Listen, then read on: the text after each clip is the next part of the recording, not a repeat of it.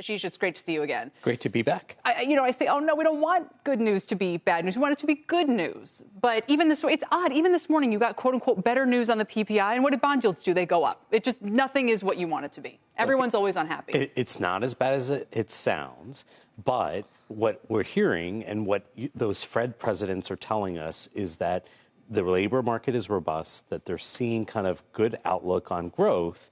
And so the cuts that have been made, probably don't need any more in the nearer term until the economy slows further. Can that be good news, though? I mean, people will go back and say we were supposed to get like 7 rate cuts last year and we only got, 2 or 3.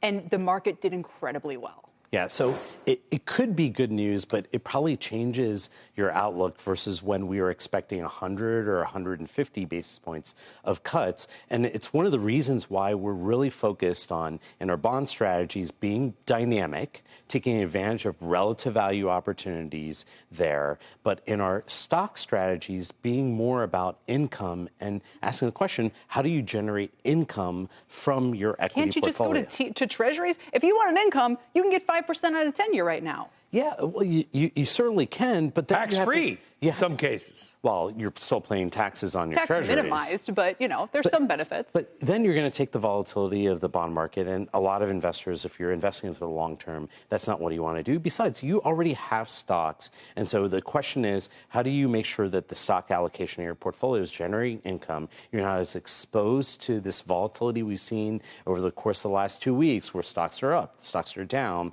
but you can take advantage of things like high dividends in Europe, or like selling calls against your positions, which you can do in ETF form now in a tax-efficient way. Here's the dirty reality of Wall Street the last year or so, which is that if you just bought like Amazon, Nvidia, if you bought like the QQQ ETF, you outperformed about 95% of hedge funds. And strategy. All right, multi-billion-dollar hedge funds with gigantic homes in Greenwich, Connecticut, you've done better than them. That, I think, will change. Higher rates will hurt that.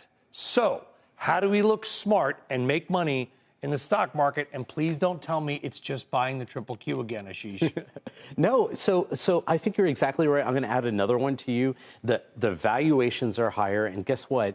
This is the highest level of optimization that you've ever seen when it comes to retail and investing in equity. So what we're really talking about is that the story about last year, we know this happens all the time, where people look back to last year and they try to rinse and repeat. We don't think that that's going to be the case, but we do think you want to be invested, and we think that the places you're going to go, right? You go to bond to be dynamic and generate income. Wait, did you say bond and dynamic in the same sentence? I did, because as in move maybe quickly. James Bond. As in be nimble.